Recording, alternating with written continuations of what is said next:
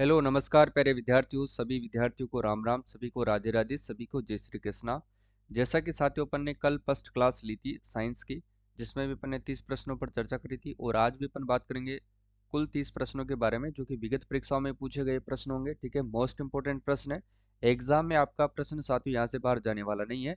कुल अपन साथियों 30 क्लास लेंगे, यानी कि 30 क्लास अपन पढ़ने वाले हैं। ठीक है, टोटल अपनी जो है साइंस की 30 क्लास होगी। 30 क्लास यानी कि 30 दिन तक चलने वाली है साथियों। ठीक है, यानी कि कुल साथियों 900 प्रश्नों पर अपन चर्चा करेंगे, जो कि आपके लिए एक शानदार मुहिम है और शानदार प्रश्न होंगे, जहां से प्रश्न जो है आपके बाहर जाने वाला नहीं है। ठीक है, पशु परिचर में जो है यहाँ से बाहर नहीं जाएगा। पशु परिचर में आपके साथियों एग्जाम में 10 से 15 प्रश्न जो है आपसे एग्जाम में पूछे जाएंगे। उसकी तैयारी के लिए रोजाना आप मुझसे जुड़ सकते हैं। नए हो तो चैनल को जरूर सब्सक्राइब करें। और साथियों लास्ट में मैं आपसे एक प्रश्न पूछूंगा, उसका आंसर जो है आपको जो है कमेंट बॉक्स में जरूर देना है। फिर कल उसका जो है आंसर मैं आपको बता दूंगा। ठीक है, तो आज के लिए चलते हैं, शुरुआत करते हैं क्लास की। सभी को राधे राधे, सभी को जय श्री कृष्णा। ठीक है, बहुत शानदार प्रश्न है साथियों, हल्के में मत लेना। उसके बाद अपन थ्योरेटिकल क्लास स्टार्ट करेंगे 1 महीने बाद। ठीक है ना, एमसीक्यू के बाद जो है थ्योरेटिकल क्लास अपन स्टार्ट करेंगे और लास्ट में प्रश्न पूछूंगा, आंसर कमेंट बॉक्स में देना है। देखो, निम्नलिखित में से कौन सा अंग साथियों पाचक रस नहीं बनाता है? कौन सा अंग है जो वो पाचक रस नहीं बनाता है? मूत्राशय, आमाशय, यकृत या फिर अग्नाशय? तो ध्यान रखना, मूत्राशय जो है साथियों ये पाचक रस नहीं बनाता है, जबकि आमाशय, यकृत और अग्नाशय ये तीनों के तीनों जो है साथियों अंग जो है ये पाचक रस बनाते हैं। ये आपको ध्यान रखना है। ठीक है ना, पाचक रस बनाते हैं, इंपॉर्टेंट है साथियों, आपको ध्यान रखना है। ठीक है, अग्नाशय, यकृत और आमाशय तीनों की तीनों पाचक रस बनाती है, जबकि मूत्राशय नहीं बनाता है। ठीक है, नेक्स्ट क्वेश्चन है वो देखिएगा। दूध प्रोटीन के पाचन के लिए दिए गए एंजाइमों में कौन सा जिम्मेदार है? यानी कि दूध के अंदर जो प्रोटीन पाया जाता है उसके पाचन के लिए कौन सा एंजाइम जो है साथियों जिम्मेदार है? रेनिन, पेप्सिन, ट्रिप्सिन या एरेप्सिन? ठीक है, तो इसका सही आंसर होगा रेनिन। जो एंजाइम है साथियों ये दूध के प्रोटीन को पचाने के लिए जिम्मेदार होता है, सहायक होता है। ठीक है, ये आप लोगों को ध्यान रखना है। आगे देखो, निम्न में से कौन से परिवर्तन में साथियों एंजाइम ट्रिप्सिन उत्प्रेरक का कार्य करता है? कौन सा निम्न में से कौन से परिवर्तन में साथियों कौन से परिवर्तन में एंजाइम ट्रिप्सिन जो है उत्प्रेरक का कार्य करता है? किस परिवर्तन में एंजाइम ट्रिप्सिन जो है उत्प्रेरक का कार्य करता है? बताओ भाई। प्रोटीन को पेप्टोन बनाने में, या प्रोटीन को पेप्टाइड में, प्रोटीन का एमिनो अम्ल में, या फिर स्टार्च को ग्लूकोज में? तो ध्यान रखना, ये जो एंजाइम है साथियों ये प्रोटीन को अमीनो अम्लों में क्या करता है? परिवर्तन करता है। कौन सा? ट्रिप्सिन उत्प्रेरक का ये कार्य करके प्रोटीन को अमीनो अम्लों में बदलता है। ठीक है, अगला प्रश्न देखो भाई। अग्नाशयी रस में कौन सा एंजाइम होता है? यानी कि अग्नाशयी जो रस होता है साथियों उसमें ये कौन सा एंजाइम होता है जो एम्लिसफाइड यानी कि वसा को तोड़ता है? ठीक है ना, एम्लिसफाइड जो होता है साथियों इसको वसा में तोड़ता है, तो वो कौन सा एंजाइम होता है अग्नाशय रस के अंतर्गत? बताओ, तो ध्यान रखना, लाइपेज, पेप्सिन, ट्रिप्सिन या फिर अमाइलेस? बताओ भाई इसका सही आंसर क्या होगा? तो लाइपेज एंजाइम होता है जो अग्नाशय रस के अंदर जो एंजाइम होता है साथियों वो एम्लिसफाइड को वसा को तोड़ता है। ठीक है, ये ध्यान रखना है। आगे देखो, आमाशय का जो है साथियों प्रोटीन लई एंजाइम है। प्रोटीन लई एंजाइम कौन सा है? आमाशय का प्रोटीन लई एंजाइम कौन सा है? पेप्सिन, पित्त, लैक्टोस या फिर एमाइलेज? बताओ भाई। तो ध्यान रखना साथियों इसका सही आंसर होगा पेप्सिन। ठीक है ना, ऑप्शन नंबर ए इसका सही आंसर होगा। ठीक है, प्रोटीन लई एंजाइम होता है आमाशय का। नेक्स्ट देखो भाई, लैक्टोस बना होता है। बताओ भाई लैक्टोस किससे बनता है? इंपॉर्टेंट क्वेश्चन है, एग्जाम में 100% इसको पूछा जाता है, ध्यान रखना। लैक्टोस जो एंजाइम है साथियों वो बना होता है, तो ध्यान रखना ये बना होता है साथियों, एक तो ग्लूकोज से प्लस गैलेक्टोज, इन दोनों को मिला करके जो है लैक्टोज एंजाइम बनता है। ये इंपॉर्टेंट क्वेश्चन है, आपको ध्यान रखना है। ठीक है, चलो, आहार नली का सबसे लंबा भाग कौन सा है? आहार नली का सबसे लंबा भाग, तो ध्यान रखना साथियों आहार नली का जो सबसे लंबा भाग होता है वो होता है सुदात्र।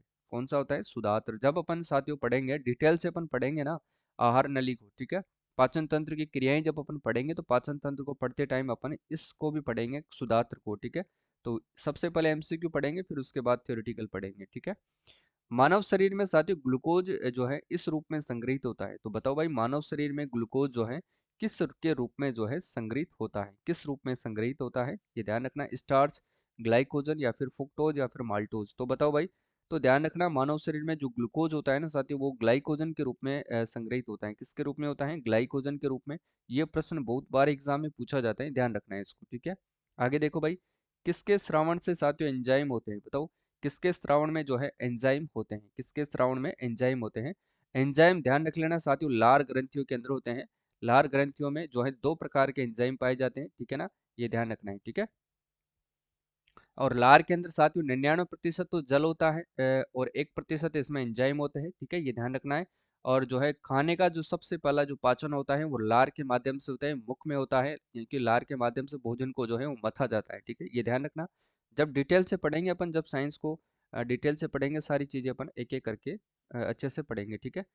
निम्नलिखित में से कौन सा एंजाइम साथियों लार में उपस्थित होता है? निम्नलिखित में से कौन सा एंजाइम लार में उपस्थित होता है? बताओ। तो टाइलिन होता है, ध्यान रख लेना आप लोग, टाइलिन ऑप्शन नंबर डी इसका सही आंसर होगा। ऑप्शन नंबर डी जो है लार के अंदर उपस्थित एंजाइम होता है टाइलिन, ठीक है, ये ध्यान रखना है। देखिए मानव के उत्सर्जन तंत्र, मानव के उत्सर्जन तंत्र में शामिल नहीं है। मानव के उत्सर्जन तंत्र में शामिल नहीं है वृक्क युग्म, नेत्र युग्म, मूत्रवाहिनी युग्म या फिर मुद्रा राशि नहीं है साथियों यहाँ पर, ठीक है, ये गलत है, यहाँ पर मुद्रा राशि नहीं है, इसको नहीं याद रखना है, ठीक है। तो इसका सही आंसर होगा साथियों नेत्र युग्म इसमें शामिल नहीं होता है, ठीक है ना। अगला देखो भाई, देखिए वृक्क की संरचनात्मक तथा क्रियात्मक इकाई कौन सी है? वृक्क की जो है संरचनात्मक तथा जो है क्रियात्मक इकाई कौन सी है? मूत्र नलिका, वृक्क नलिका, मूत्राशय या फिर मूत्र जनन नलिका होती है। बताओ भाई, इसका सही आंसर होगा वृक्क की संरचनात्मक जो तथा क्रियात्मक इकाई है वो होती है साथियों वृक्क नलिका, ठीक है ना, वृक्क नलिका, ठीक है ना, ये ध्यान रखना है। वृक्क नलिका के अंतिम भाग में जल का पुनरावशोषण किस हार्मोन के नियमन से होता है?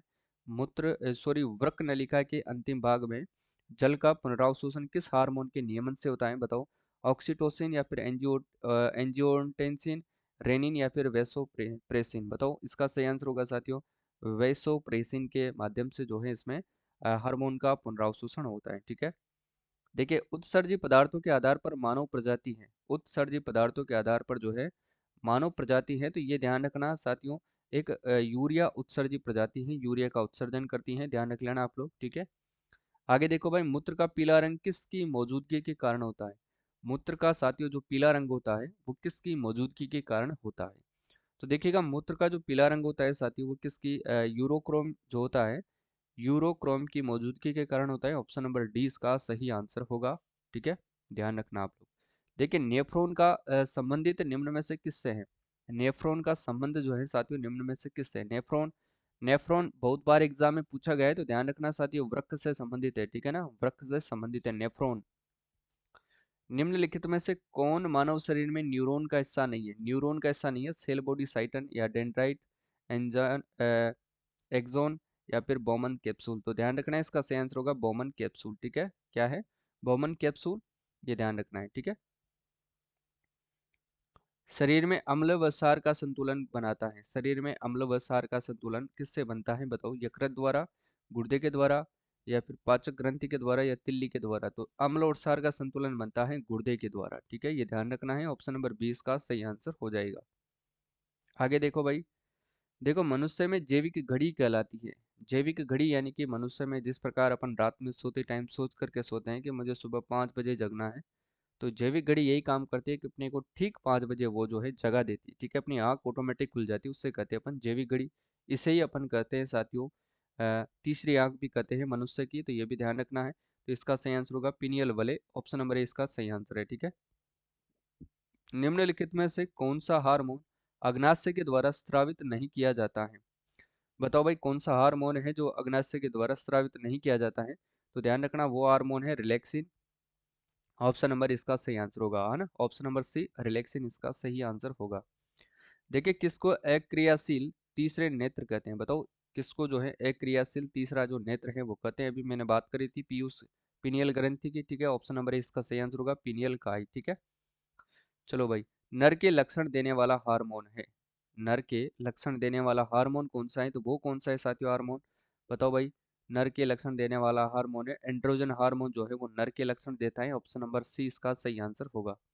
निम्न में से साथियों आयोडीन मुक्त हार्मोन है, निम्नलिखित में से आयोडीन मुक्त हार्मोन कौन सा है? आयोडीन मुक्त हार्मोन की बात करते हैं तो वो है थायरोक्सिन, ऑप्शन नंबर डी सही आंसर होगा, ठीक है, ये आयोडीन युक्त हार्मोन है थायरोक्सिन हार्मोन, ठीक है। चलो आगे देखते हैं हम। निम्न में से कौन सी मानव शरीर के एक अंतःस्रावी ग्रंथि नहीं है? अंतःस्रावी ग्रंथि नहीं है मानव शरीर के, बताओ। पीयूष ग्रंथि, लार ग्रंथि, थायराइड ग्रंथि या फिर अधिवृक्क ग्रंथि। तो लार ग्रंथि एक अंतःस्रावी ग्रंथि नहीं है साथियों, ऑप्शन नंबर 20 का सही आंसर होगा। ठीक है, चलो। ठीक है, बेमेल जोड़ी का आपको चयन करना है। बेमेल जोड़ी एस्ट्रोजन अंडाशय, एड्रिनलिन पीयूष ग्रंथि, थायरोक्सिन थायराइड ग्रंथि, टेस्टोस्टेरोन यानी वृषण। टेस्टोस्टेरोन किस में पाया जाता है? वृषण में। थायरोक्सिन थायराइड ग्रंथि में, एड्रिनलिन पीयूष ग्रंथि में या फिर एस्ट्रोजन अंडाशय में। तो इसका सही आंसर होगा बी वाला, क्योंकि साथियों एड्रिनलिन जो हार्मोन है ये पीयूष ग्रंथि में नहीं पाया जाता है, ध्यान रखना। बी वाला इसमें सही होगा। कौन सा हार्मोन प्रसवता में सहायक है? कौन सा हार्मोन साथियों प्रसवता में सहायक है? इंसुलिन, एडिनलिन, मेलेटोनिन या फिर प्रोजेस्ट्रॉन। तो ध्यान रखना है, इसमें जो सही आंसर होगा वो होगा प्रोजेस्ट्रॉन, जो है प्रसवताओं में सहायक होता है। ठीक है, आगे देखो, निम्न में से कौन सी ग्रंथि साथियों मानव शरीर की एक अंतःस्रावी ग्रंथि है? निम्न में से कौन सी ग्रंथि मानव शरीर की एक अंतःस्रावी ग्रंथि है? पीयूष ग्रंथि, लार ग्रंथि या फिर यकृत या फिर लेक्राइमल। तो ध्यान रखना, पीयूष जो ग्रंथि है साथियों ये किस में सहायक होती है? ये एक अंतःस्रावी ग्रंथि है, ध्यान रख लेना। ठीक है, ठीक है। एस्ट्रोजन किसके द्वारा उत्पादित होता है? एस्ट्रोजन जो है किसके द्वारा उत्पादित होता है? अंड, पुटिका, कार्पस लूटियम या फिर गर्भाशय। तो पुटिका के द्वारा उत्पादित होती है, ध्यान रखना। एस्ट्रोजन किसके द्वारा उत्पादित होता है? पुटिका के द्वारा उत्पादित होता है। सभी के सभी प्रश्न साथियों विगत परीक्षाओं में पूछे गए हैं, ये आप लोगों को विशेष तौर से ध्यान में रखना है। ठीक है, किस हार्मोन के स्रावित होने से साथियों हृदय की गति बढ़ जाती है तथा उत्तेजना का अनुभव होता है? किस हार्मोन के स्रावित होने से हृदय की गति बढ़ जाती है तथा उत्तेजना का अनुभव होता है? तो ध्यान रखना साथियों वो कौन सा हार्मोन है? तो वो हार्मोन है साथियों एडिनलिन। ठीक है ना, एडिनलिन, ये ध्यान, एड्रिनलिन हार्मोन होता है। ठीक है, एड्रिनलिन हार्मोन होता है, ये ध्यान रखना है। एड्रिनलिन हार्मोन होता है, ये आपको ध्यान रखना है। ठीक है, अब ये लास्ट क्वेश्चन है, इसका आंसर आपको कमेंट बॉक्स में देना है, कल अपन फिर इस पर बात करेंगे। कौन सा हार्मोन, किस हार्मोन को साथियों आपातकालीन हार्मोन कहा जाता है? कौन सा हार्मोन है जिसे आपातकालीन हार्मोन कहते हैं? बताओ भाई। एड्रीनलिन हार्मोन है यहाँ पर, ठीक है ना, यहाँ पर है adrenaline hormone, thyroxine hormone, vasopressin hormone या फिर इंसुलिन हार्मोन। बताओ, इसका सही आंसर आपको कमेंट करके बताना है। देखते हैं कौन कौन जो है इस प्रश्न का आंसर देता है। ठीक है, और कल अपन बात करेंगे फिर से 30 प्रश्नों की ही चर्चा करेंगे साथियों। कल बात करेंगे 30 एमसीक्यू की। ठीक है, कल इस प्रश्न का जवाब आपको कल मैं बताऊंगा। ठीक है, और इसकी पीडीएफ आपको कहाँ पर मिलेगी? पीडीएफ जो है साथियों आपको कुमावत जीएस मोबाइल ऐप पर मिलेगी, जो प्ले स्टोर से डाउनलोड होता है। ठीक है, कुमावत जीएस सेम लोगो लगा हुआ है। ठीक है ना, इसकी पीडीएफ आपको वहाँ पर मिल जाएगी, बिल्कुल फ्री कोर्स है। और ये वाला जो वीडियो है वो भी आपको वहाँ पर मिल जाएगा। ठीक है ना, वीडियो भी आपको मिलेगा, यही वाला वीडियो प्लस पीडीएफ दोनों आपको वहाँ पर मिल जाएगी। और जल्दी ही साथियों आपके लिए मैं टेस्ट की भी व्यवस्था करने वाला हूँ। जल्दी ही आपको जो है वो टेस्ट सीरीज साइंस के लिए अलग से टेस्ट सीरीज भी आपको उपलब्ध होने वाली है, तो उसको जरूर ज्वाइन कर लेना। ठीक है, कोर्स आपको फ्री मिलेगा, ये जो भी वीडियो है वो आपको ऐप पर अवेलेबल हो जाएंगे। ठीक है ना, तो आज के लिए बस इतना ही। जो नए हैं वो चैनल को जरूर सब्सक्राइब करके रखें, क्योंकि ये जो है साथियों 10-15 मिनट आपके लिए अहम भूमिका निभाने वाले हैं, किसमें? आपके एग्जाम हॉल के अंदर। ठीक है, तो आज के लिए बस इतना ही। मिलते हैं कल वाली क्लास में, तब तक के लिए आप सभी साथियों को मेरी तरफ से जय हिंद, जय भारत।